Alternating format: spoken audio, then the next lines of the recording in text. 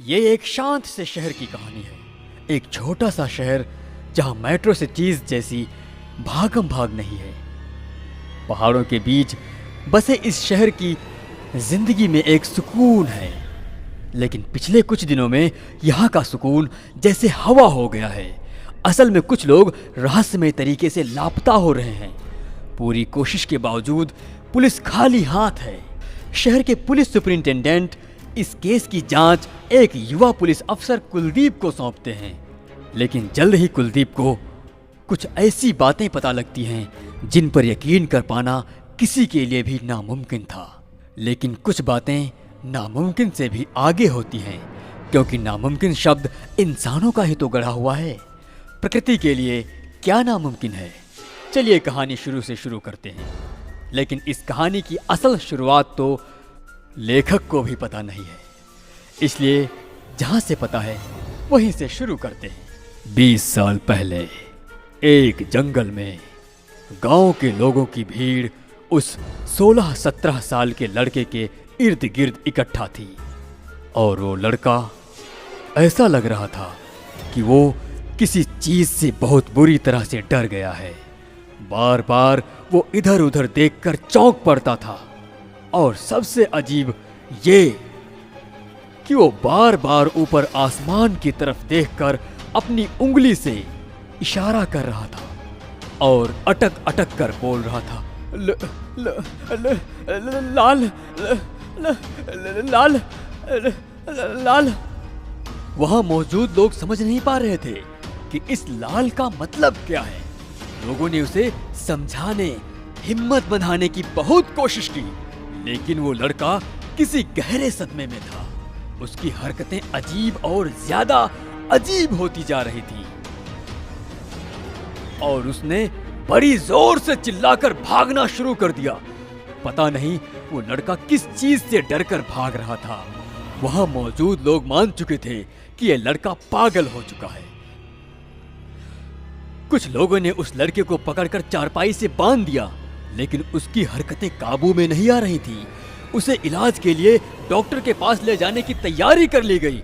इसी बीच उस लड़के का छोटा भाई डरता डरता उसके पास आने की कोशिश करता है, लेकिन लोगों ने उसे अपने पागल भाई के पास नहीं जाने दिया। छोटा लड़का अपने भाई को इस तरह छटपटाता हुआ देखकर रोने लगता है। उधर बड़ा भाई एक बार जोर से चिल्लाकर बेहोश हो जाता है। वर्तमान समय पहाड़ के पास बसा एक शांत सा शहर, लेकिन पिछले कुछ दिनों से इस शहर में शांति के साथ एक अजीब सा सन्नाटा पसर गया है, और इसका कारण है शहर से लगातार लापता होते लोग। पिछले 2-3 महीनों में शहर से कई लोग रहस्यमय तरीके से गायब हो गए हैं, और गायब भी ऐसे जिनका ना कोई सबूत ना कोई गवाह। ये गुमशुदगियां पुलिस महकमे के लिए बड़ी चुनौती बन गई हैं। फिलहाल पुलिस सुपरिंटेंडेंट ने एक दिन पहले ही पुलिस इंस्पेक्टर कुलदीप को इन लापता लोगों के मामलों की छानबीन सौंपी है, लेकिन उसके हाथ अभी तक कोई ऐसी कड़ी जानकारी नहीं लगी जिससे कोई उम्मीद की किरण दिखाई दे। दोपहर का वक्त है, और कुलदीप ऐसी ही एक गुमशुदगी के मामले की छानबीन के लिए एक जगह पर आया हुआ है। गुमशुदा शख्स कृपाशंकर भट्टाचार्य एक नामी पेंटर हैं। कुलदीप उनके स्टूडियो में पहुंचता है, जहां अभी भी एक अदबनी पेंटिंग अपना पूरा होने का इंतजार कर रही है। दरअसल इस पेंटिंग को पूरा करने से पहले ही पिछले रोज कृपाशंकर लापता हो गए थे। कुलदीप पेंटिंग की गहराइयों को समझने की कोशिश करने लगा। बनाने वाले ने भी क्या पेंटिंग बनाई थी। गहरी रात का साया, साये में लिपटा हुआ एक सूखा पेड़, पेड़ की टहनियों पर छाया हुआ मकड़ी का जाला, और जाले में फंसा हुआ एक बड़ा सा कीड़ा। वहीं कीड़े से थोड़ी दूर कीड़े की तरफ बढ़ रही एक छोटी सी मकड़ी। इस पेंटिंग को बनाते वक्त क्या चल रहा होगा कृपाशंकर के दिमाग में? क्या कृपाशंकर किसी मुसीबत में फंसे थे? क्या दौड़ रहा होगा इस पेंटिंग के पीछे कृपा शंकर के दिमाग में। यही सब सोचता हुआ कुलदीप वहीं एक तरफ बैठी कृपा शंकर की पत्नी की तरफ बढ़ता है। वो काफी दुखी और परेशान थी और खिड़की से बाहर शून्य में ताक रही थी, लेकिन कुलदीप के पास आते ही वो बरबस बोल पड़ती हैं। रात को खाना खाने के बाद रोज की तरह घूमने निकले थे, लेकिन वापस नहीं लौटे। कुलदीप पूछता है, तो रात कितने बजे की बात है ये? रात को 8 बजे। वो रोज इसी वक्त डिनर के बाद वॉक के लिए जाया करते थे।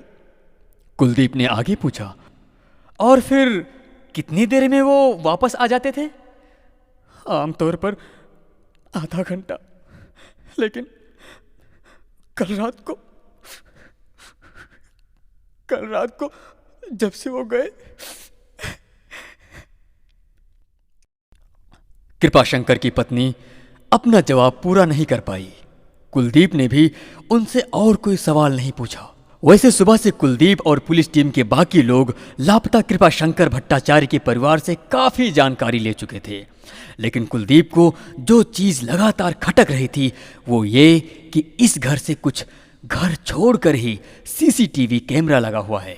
पिछले कुछ दिनों की रिकॉर्डिंग में रोज रात तकरीबन 8 बजे कृपाशंकर बाहर सड़क पर टहलते दिखाई दे रहे हैं, लेकिन पिछली रात की रिकॉर्डिंग में ऐसा कुछ नहीं है। कुलदीप इस बारे में परिवार से कुछ और पूछताछ करे इससे पहले ही उसके पास पुलिस स्टेशन से फोन आ जाता है। जय हिंद सर। जी sir. Yes sir, yes sir.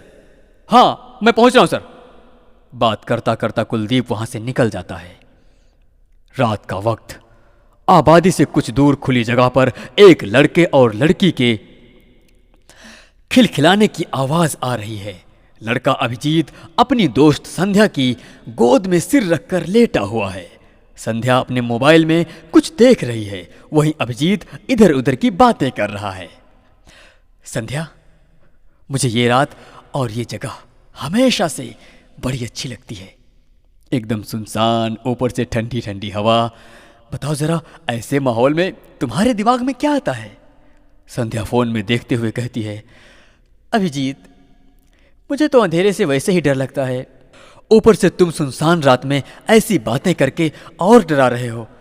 Abhijit उसकी बात सुनकर हंस पड़ता है और उसके चेहरे को देखने लगता है। रात की चांदनी और मोबाइल फोन की रोशनी में उसका चेहरा चमक रहा था। तभी वो झूठी नाराजगी दिखाते हुए कहता है, संध्या, तुम भी क्या इतने रोमांटिक माहौल में फोन लेकर बैठी हो? जरा मुझसे बात तो करो। संध्या ने मोबाइल में टाइप करते कहा, तुमसे ही तो बात कर रही हूं, बस एक मेल का जवाब भेज दूं, वरना वो हमारा मैनेजर पागल हो जाएगा। ये सुनकर अभिजीत थोड़ा मायूस हो गया। संध्या की गोद में लेटे लेटे उसने अपना मोबाइल निकाल लिया। तभी ऐसा लगा कि आसमान में कोई चीज है जो उसका ध्यान अपनी ओर खींच रही है। अभिजीत ने मोबाइल एक तरफ किया और आसमान की तरफ देखने लगा। कुछ सेकंड बाद उसके मुंह से निकला, वाह, क्या नजारा है ये संध्या, अरे तुम भी देखो ना। लेकिन संध्या अपने फोन में बिजी थी, इसलिए उसने उसकी बात पर ध्यान नहीं दिया।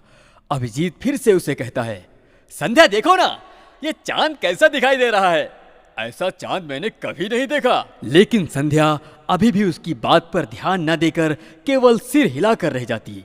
तभी अभिजीत आश्चर्य से चौंक पड़ता है, ये कैसा चांद है, एकदम लाल रंग का।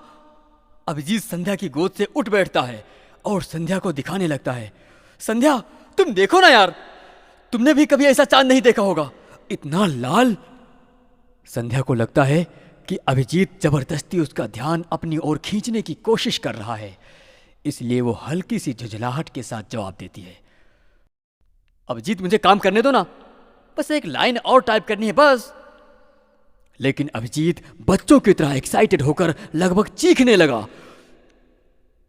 संध्या तुमने अपनी जिंदगी में ऐसा चांद कभी नहीं देखा होगा, एकदम रेड रेड मून।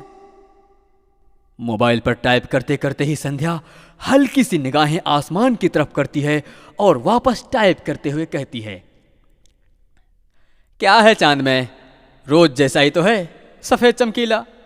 उसकी बात सुनकर अभिजीत फिर से आसमान की ओर देखता है और कहता है, यार ऐसा चांद कभी होता है क्या, इतना लाल?